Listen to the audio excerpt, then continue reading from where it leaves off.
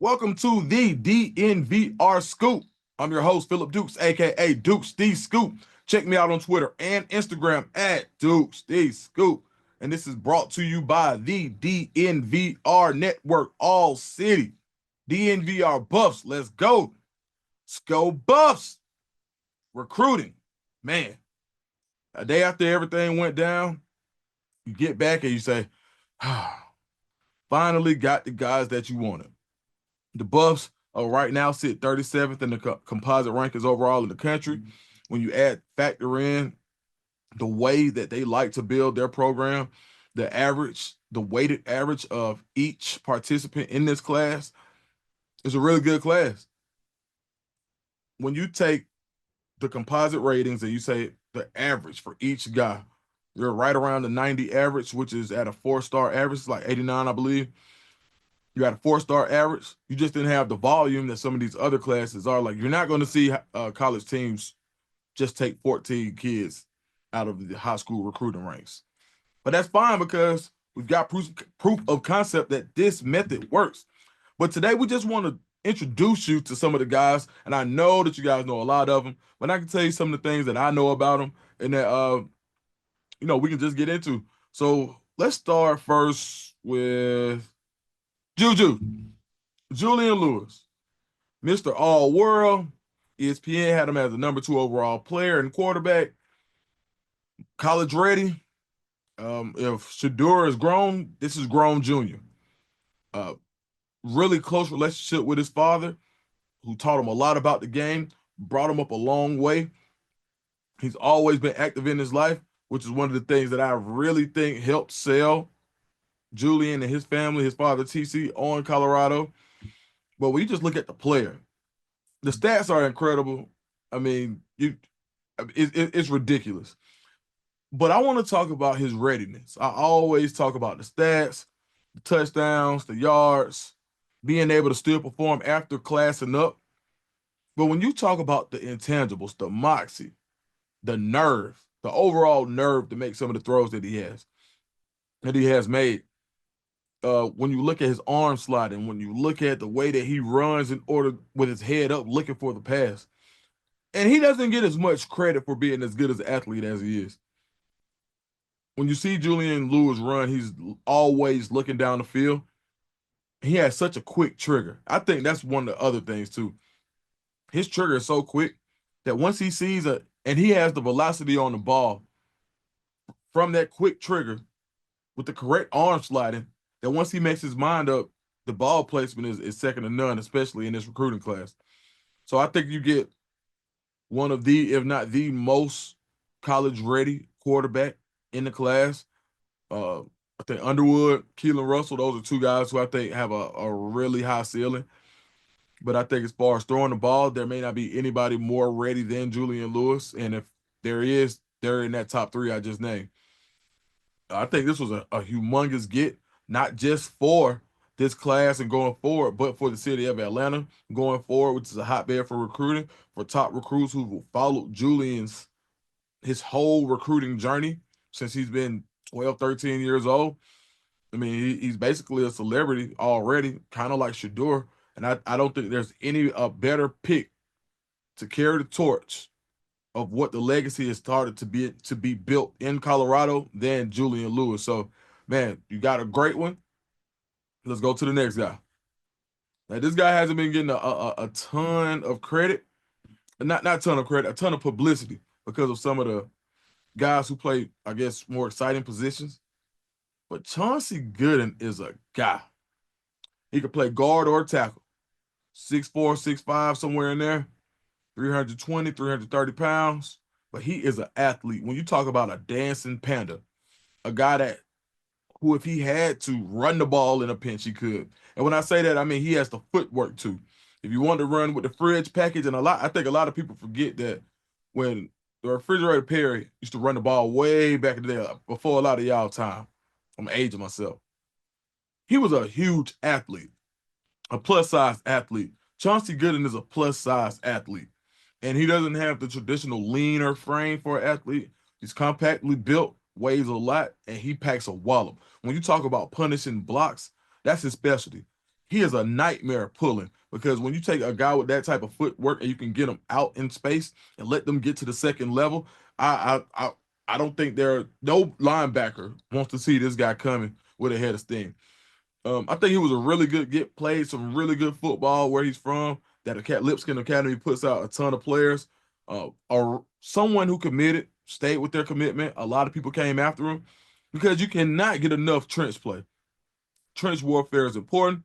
And so as you start to build, when you get a guard like this and you're able to, when you look at good NFL teams that take first round, second round guards, they usually have those guys in place for a long time. This is the type of guy who, once he gets in the lineup, he stays there. It's not no rotating. Ain't no, we brought another guy in recruiting over your head. He's got the pedigree and the goods. So, no pun intended, but he does have the pedigree and the goods. So, shout out to Chauncey Gooden, who right now is the number 2 rated recruit in this class. Now we got to talk about London Merritt.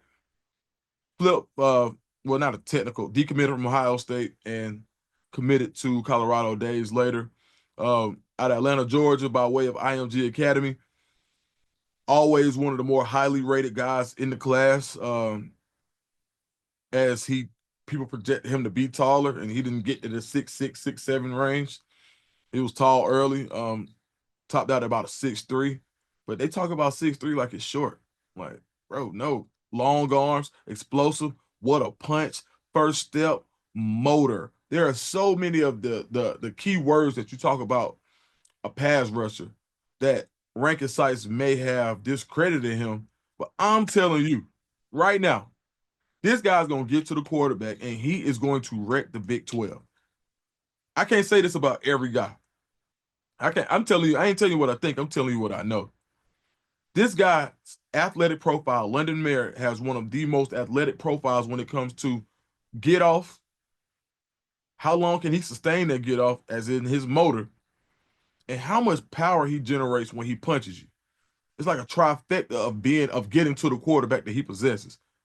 Sometimes you worry about shorter guys coming off the end because can they withstand long arm and still set the edge when you're dealing with guys who lock you out, a 6'7" tackle who can just lock you out. Your arms aren't long enough to get there. You don't worry about this guy with that. His wingspan is long, and his punch is so strong. When you just go look at how he is punching people. Like, when I say punch, getting up in their shoulder pass, his initial strike.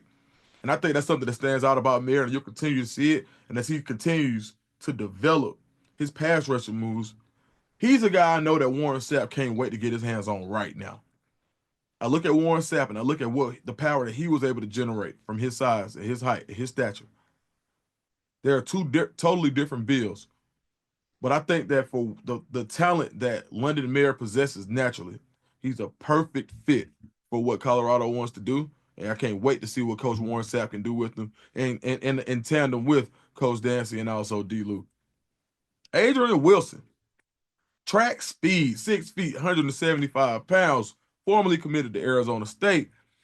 NFL pedigree, his cousin was a top 10 pick, Tyree Wilson from, I believe, Texas Tech, maybe a year ago. NFL pedigrees, got the goods, not afraid of anybody. We talk about track speed. If he would have continued to run track, I know he would have went sub 11. He's really, really good with his hands. Caught 14 touchdowns as a junior, a clutch performer, and somebody whose attitude really says, I wanted to be at Colorado. Arizona State had him. Arizona State was winning. Everything was put in place for him to be there. But he's a Colorado kid. Wants to come in, wants to play early, wants the opportunity to play, feels like he can help you early. And I agree. Adrian Wilson, 1,000% a great get. And another guy that people were pushing for late in his recruiting process, a composite 4-star. So when you're starting to see these guys, and I'm one of the people who doesn't feel like rankings and stars are the end-all be-all. But I also know there is some correlation when you look at 5 and 4 stars, blue chip prospects when it comes to the NFL draft. Because a lot of the times they're not looking at film, so they're looking at film, but not exclusively at film. They're also looking at profile, size, speed, the things that people recruit with. So when you got a guy who possesses both, who you got the film to where football evaluators, people like on Colorado staff can say that's a ball player, that's a dog, regardless of the size, speeds, and the height. And they also have that. That kind of embodies what I think Adrian Wilson brings you. So another great get.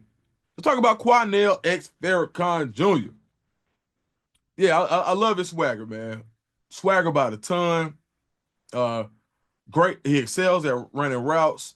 Um, NFL type style receiver as far as getting open without having to do a double move. I always talk about guys who can get open on a slant, who can get open on a post, who can get open on a regular route tree. Not any of this exotic stuff that we see on Instagram. We're just talking about, man, I need you to go run a slant. And this guy has to know a slant is coming. And I need you to release in a way that makes him still think that you're going that way, even though he knows that you're running the slant. And that's what Quanell X Farrakhan Jr. is. He's the guy who can get to a spot even when he knows that the defense know he needs to get to that spot. And oh yeah, man, I think one time this year he had four kick returns. He returned 4 kicks in one game. He's a returner. And when you go look at his highlights, they fun. He just put one up on Twitter. Go follow him on Twitter. And he just put one on Twitter with "Must Be the Money" as the background music.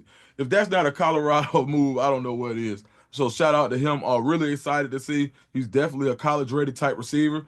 And I don't think enough can be said about his route running and how he gets open. So shout out to him. Another great one. Carday Smith, somebody who I'm very familiar with. Started out as his first commitment was to Auburn, flipped to USC. Now he comes to Colorado. Him, his mom, great family.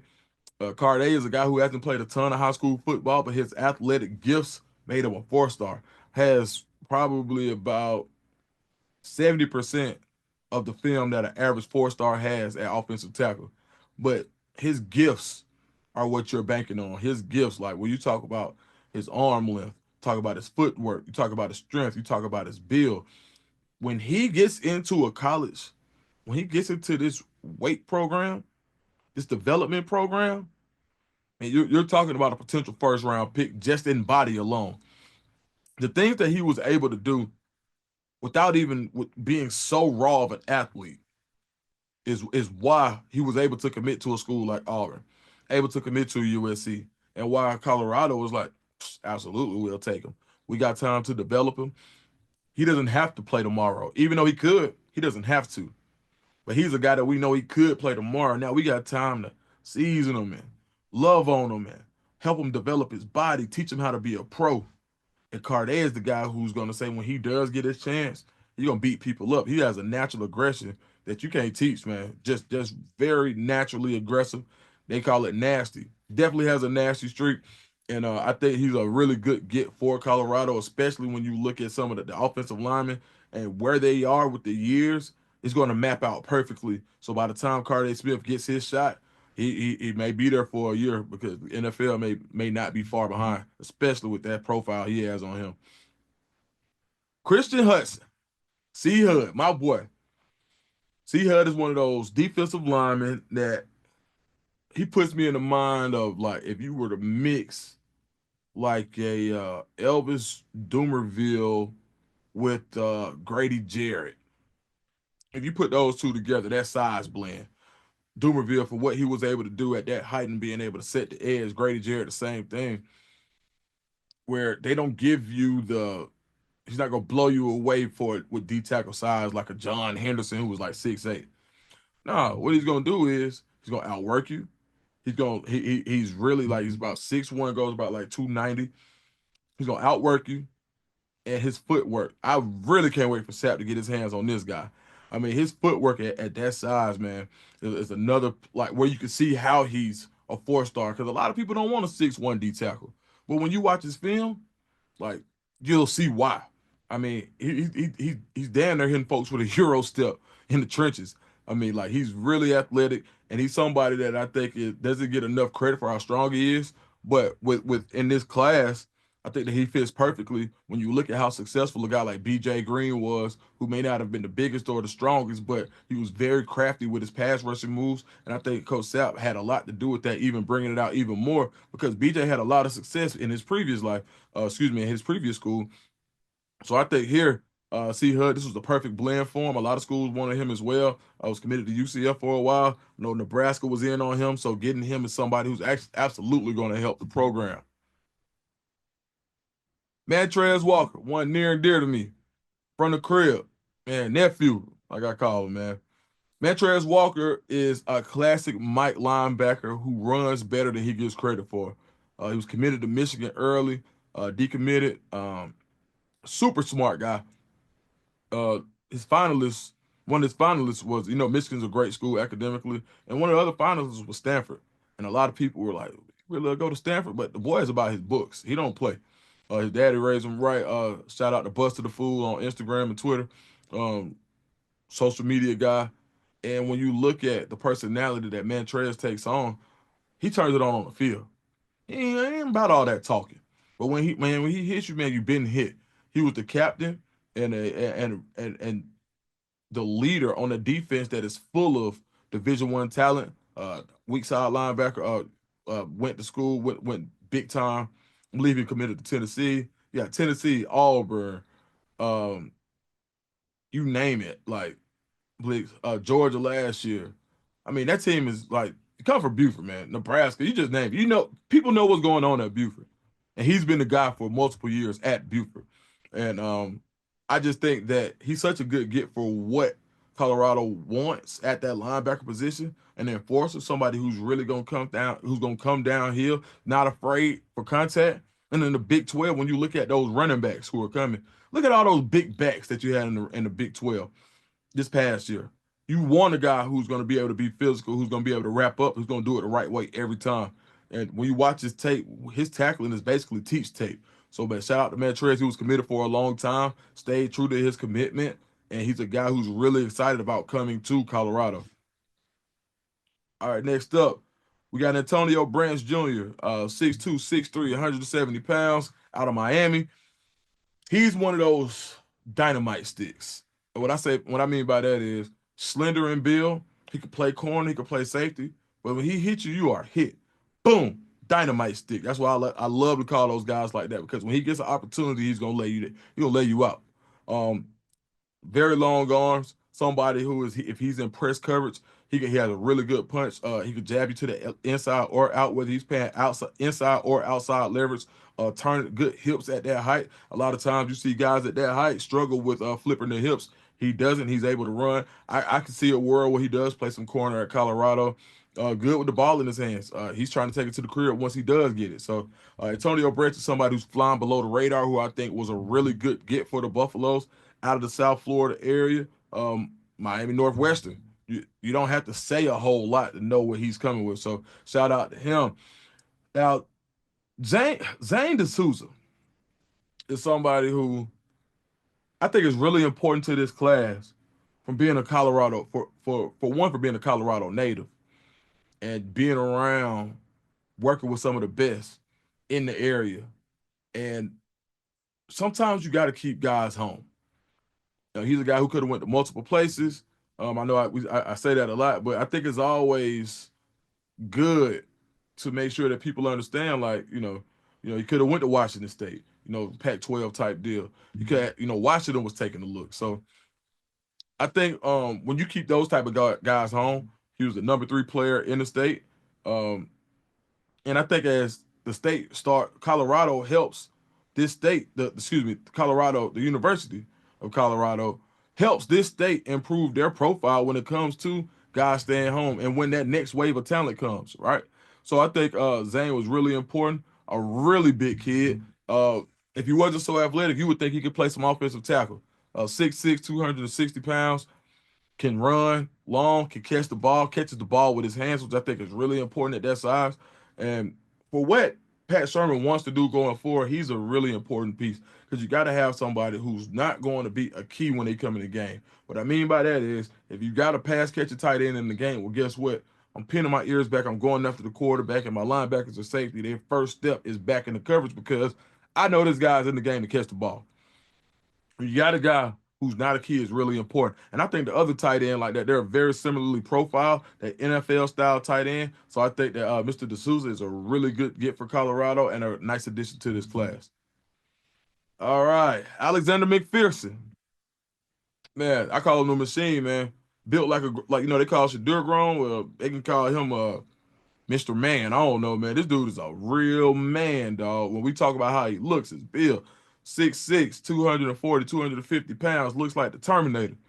Built way beyond his years. He's a guy that's probably lifting weights right now. If you look at his build, you're gonna think if he wasn't doing this, he could be a pro wrestler tomorrow. Lex Luger looking type dude. I'm telling you, bro. And it's not just that. It's not that. So we used to have a term we used to call air muscles. The guys who come out being all built, but them air muscles, because he used to be weak when it came to playing. Just a big, pretty joker that had nothing going on. That ain't him. He actually led IMG in sacks. I talk about motor as an incredible motor. Reminds you of a young Kyle Vanden Bosch, the way he gets after the quarterback, and with that same muscular build. So another good get, somebody who can come in early because of how developed his body is. And he's not gonna be a liability in pass. Excuse me. He's not going to be a liability in run support and setting the edge because he has those long arms. He has those long arms and he has that strength. So he's another guy who I think specifically helps you in ways that when you think about this whole recruiting class, they wanted guys who were ready, developed, and certain guys are more developed in certain areas than others. His strength is somebody, you got a strong guy. And he's a guy that you put in the locker room, that you put in the weight room that pushes others because they're going to see him and say, man, how can I get my body to beat like that? Or how can I go so hard? So guys like that breed other guys and they come together and they say, you're gonna find guys say, I'm gonna go lift with Alex. So I think that's a really important fact that goes below the radar when you're talking about recruiting classes. He's definitely the strength guy.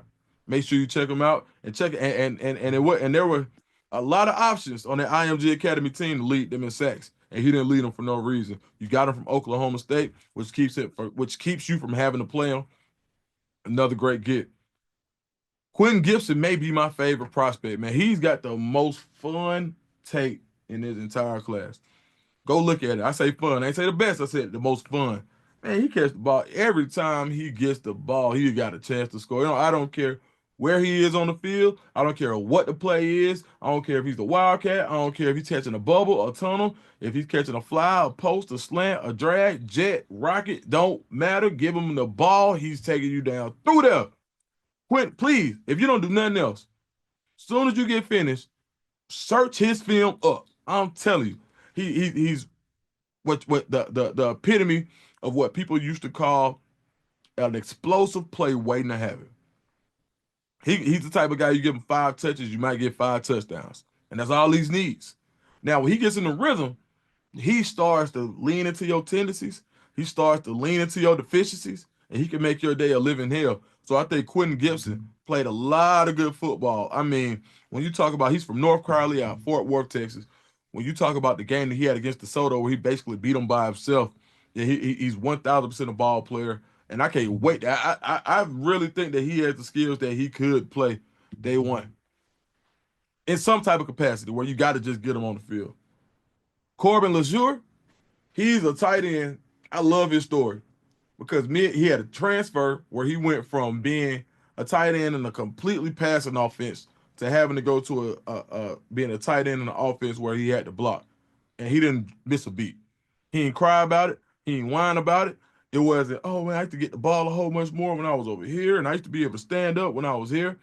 Going from when you look at the offenses, how they changed, all he did was just prove that I'm an all-around tight end. He's got great size, another 6'5", 6'6" type kid. And by being able to show his blocking acumen, he really raised his stock and his value. So when you're able to bring in multiple tight ends who have size, who can block and catch a pass, I'm telling you, you're setting up for Colorado to get more in a more pro-style running also. Because now the offense that you ran, and I think this was genius by Coach Prime and Coach Pat Sherman, where they tailored their offense to a number 1 pick. Now you got a young guy coming in. They're going to bring in guys who can allow you to run the ball, and because who's a quarterback's best friend besides a running game? A tight end. So by bringing in multiple tight ends, you're going to see them start to feature that more and more as Colorado gets into building this legacy. And last but not least, my man Jay Gardenhire. Sometimes when you gamble on traits, when you got a guy who may not be as highly ranked, and you just throw all the rankings out, you just look at the traits. 6'8", 350. It just ain't a lot of humans in the world that look like him. And those are the guys that, first of all, you send them off the bus first.